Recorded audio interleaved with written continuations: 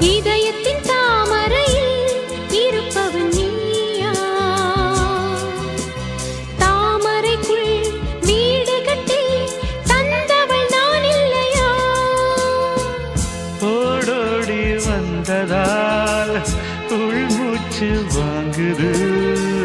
உன் மூச்சில் அல்லவா என் மூச்சும் உள்ளது.